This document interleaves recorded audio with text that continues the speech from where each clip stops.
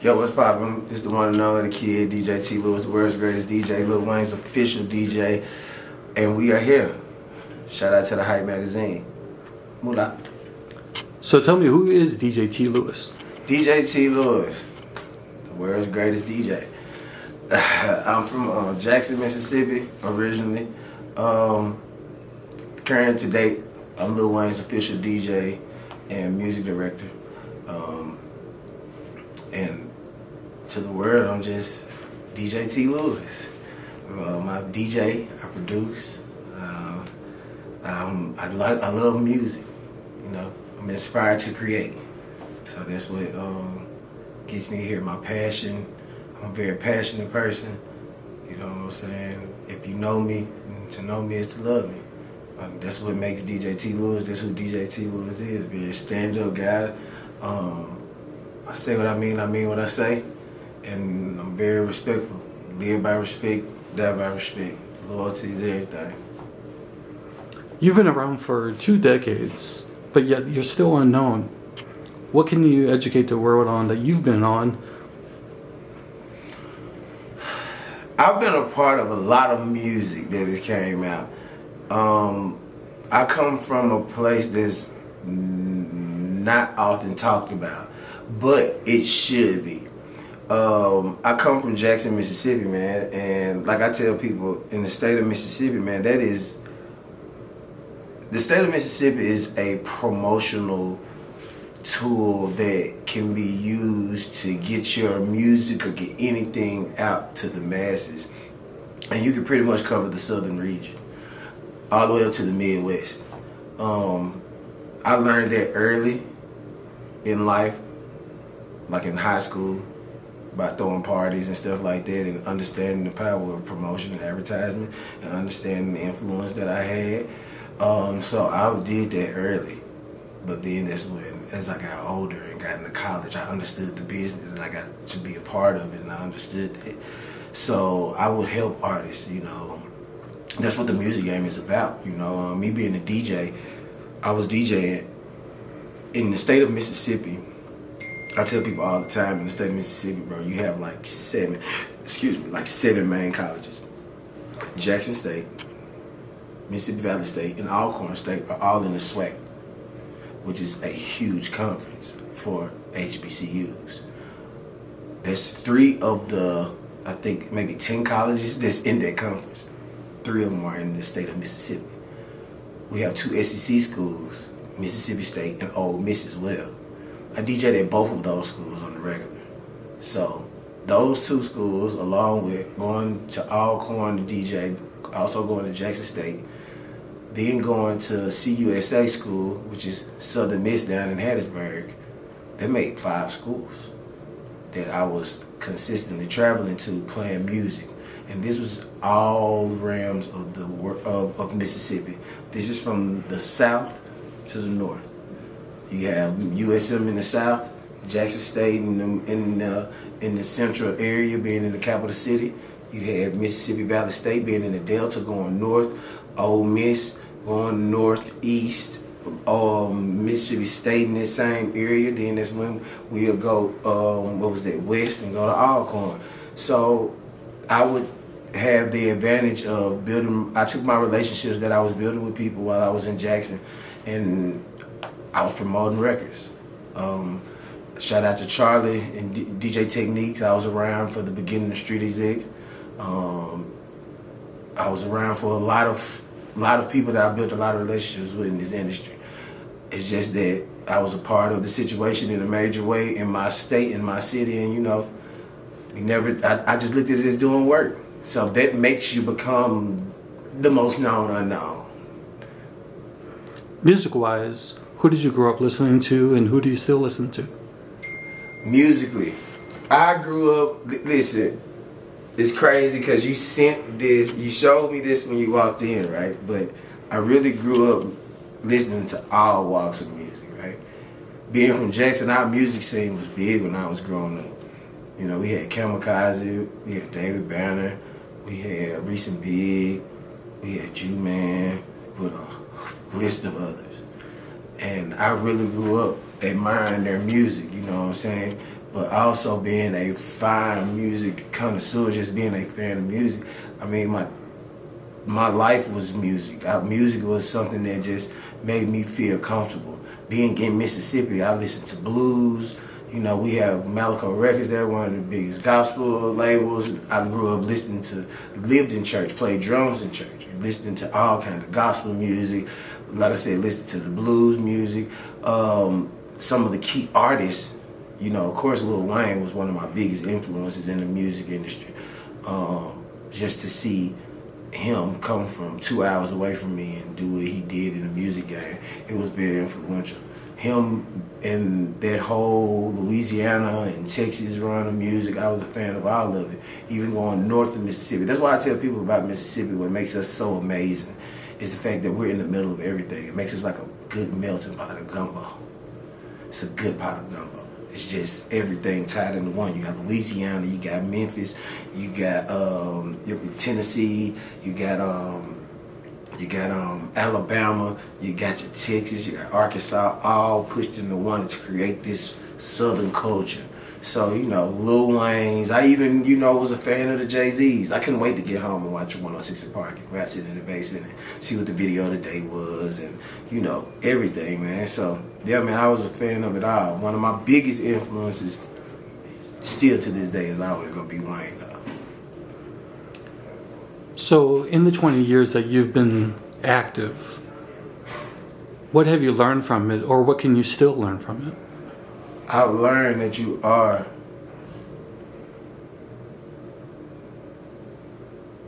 I've learned that you are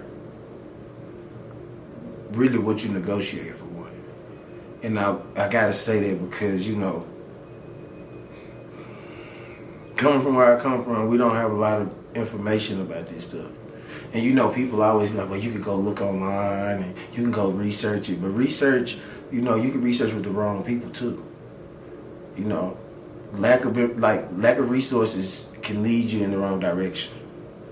So, you know, I was blessed to have certain people around me to teach me certain things, but at the same time, it's a forever revolving game. It's an ever-changing game. So I'm a student of it.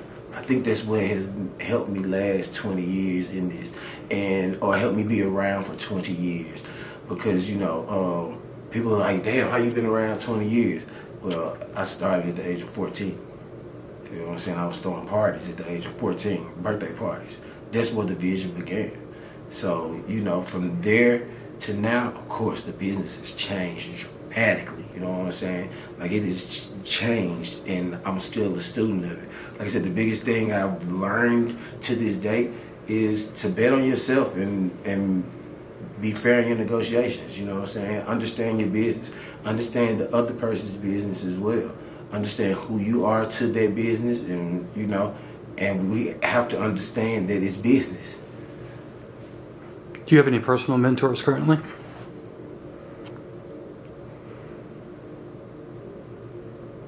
Unfortunately, I don't. I don't know why.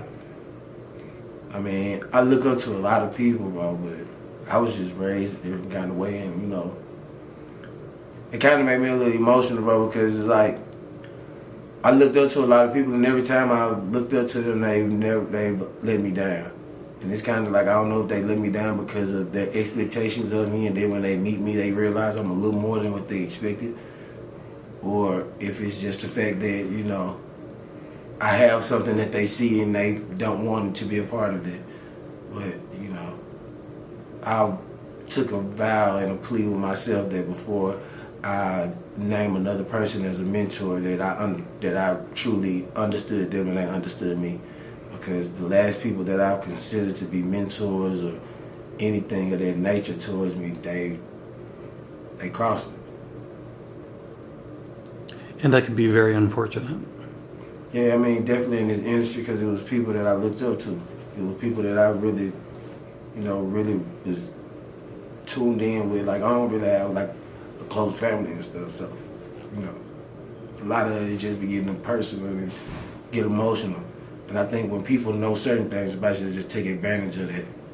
And I feel like, you know, the people like that I had around me, they taking advantage of that, knowing you know, and that's the bad part. But before I call another person a mentor, I gotta give honor to the big guy for being the main mentor and the main leader. Because out of everybody that done folded on me, he never folded. So that's my mentor. That's my guy. So currently you're on tour with Lil Wayne. Sure. The tour kicks off in Minneapolis. Definitely. What are your thoughts ahead of the tour? It's going to be an amazing tour. We've had a lot of stuff happen on this tour. We just got robbed Friday in LA and literally lost everything. It was a mishap, you know. The person that was driving the Sprinter, he went to the restroom, and in a blink of an eye, they busted windows and stole everything. I lost everything. I lost Lil Wayne's show, the entire show. We just had rehearsed with him Friday, Saturday morning. We lost the entire show. I lost 3 computers, my producer computer, all my music I had produced, all my beats I produced, my DJ computer, lost everything.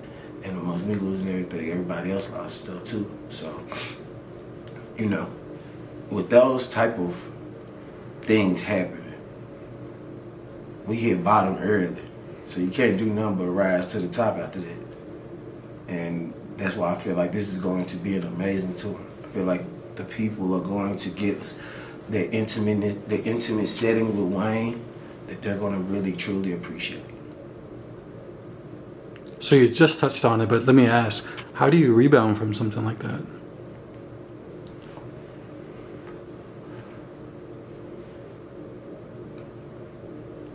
You go into survival mode. You know, with us going on tour, you would think that people automatically think like, man, I know y'all got the show bagged up, but we're on tour. So we got the bag up. But, you know, it's only so many backups that you can have. You know what I'm saying? Without it being a little too like, whoa, this is a lot. So yeah, you know, we put it back together in 24 hours. That's the part about knowing what you're doing. I mean, you know, 24 hours to put the show back together. I mean, once everything was stolen, it's already lost. So I instantly went into, hey, let's go to the store, let's get new computers, let's go ahead and start the process all over, let's start downloading stuff, let's start loading up. And that's what we did. From the moment that it happened, I was in LA still, and I was with my engineer, and I was like, yo, find 2 computers, bro, let's get it going, bro. And fortunately, we were able to do so, and we had a good rehearsal the day, you know, yesterday, which being the day before the show, and we did it. I don't even know how, but I think it was a perfect reset. So musically, what can we expect from you in 2023 and beyond? 2023, you know, like I said, I just lost all of my music. I had an EP planned to drop while we were on tour. I just lost it. My engineer is currently with us on the road, Maestro. He lost it as well because they stole his bag and his hard drive and his backup hard drive because we were going to gather it while we were on the road so we could send off for mastering and send to the distributor. But I think it's a perfect reset, man. Musically, man, I plan on delivering a sound that is going to be fulfilling. I want to deliver a big stadium sound to the world that gets us back moving and grooving, and it's music you can feel. You know, I want to make fun music as well, but I want to, you know, I just want to capture sounds. I want to bring out sounds, and I want to develop artists, you know.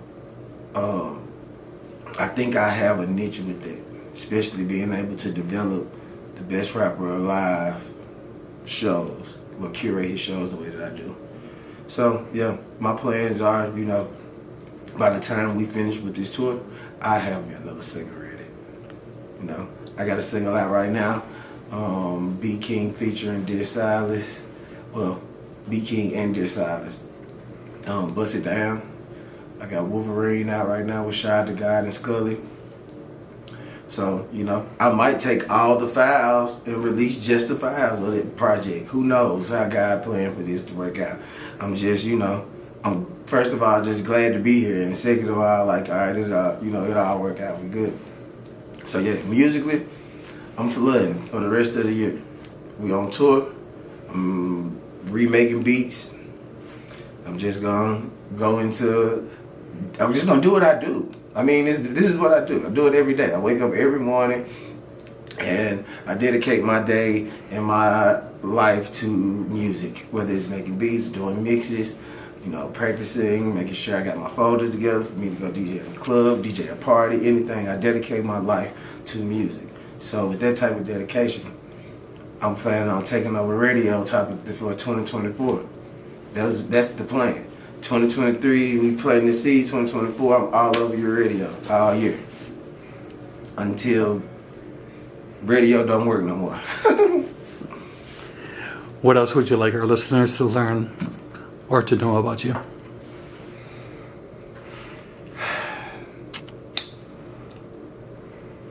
I don't know, man. It depends. I think we should do this. I think the listeners should ask some questions and let us know what they would like to know about DJ T. Lewis. Well, let me ask. How do they approach you on any given Sunday? You're at an event. You're on tour. How do they approach? It's best to come with the utmost respect. That's all that I ask. If you see me and I'm in the zone by myself, just let me be in the zone by myself. But if you see me and I'm being like I'm communicating, it's communication rule the nation with me. I'm all for somebody coming up speaking, hey bro, can I get your phone number? If we talking real business, I'm totally with it. But I'll let you know, like, bro, we ain't talking about nothing. I can't do it. I'm a very honest person. That's that. I got bad anxiety, so I don't really like a lot of people really don't understand this. So I think I can help them understand this right now. I am a people person, but I'm also an introvert. I grew up an only child and not a big family. So when it comes to dealing with a lot of people, I don't know how to. But I'm such a good DJ because I can read spaces well. Because growing up how I grew up and where I grew up at, I've always had to read the room, read the area you're going in, be aware, be alert. So, you know, I think that's what helps me be the DJ that I am. Because I can sit back and I can see emotion. And I be like, ooh, they're not feeling that. So that's what helps. So when it comes to me dealing with people, you know, I'm not rude. I don't want to be rude or anything. It's, you know, I've been in a lot of situations where people have thought I was being rude. It's not me being rude. I'm just, to know me is to love me. I'm just one of those type of people. I like, you know, I love people. I love to embrace people, but I like it to be genuine. A lot of people come with very spiteful intentions.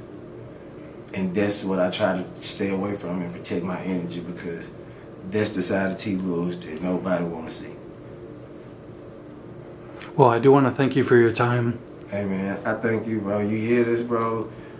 You got with Ray, man. I appreciate you and your attentiveness in DJ T. Lewis campaign, man. Thank you, bro. And God bless. Hey, God bless you, man. DJ T. Lewis at DJ T. Lewis on all platforms. Wolverine out right now featuring Shy the God and Scully.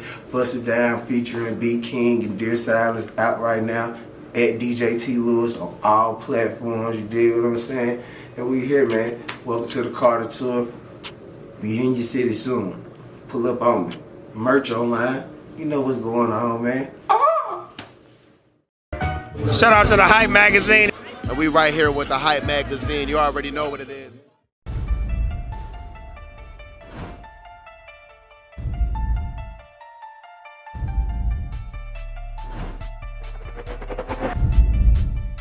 As an artist, we should reflect the time.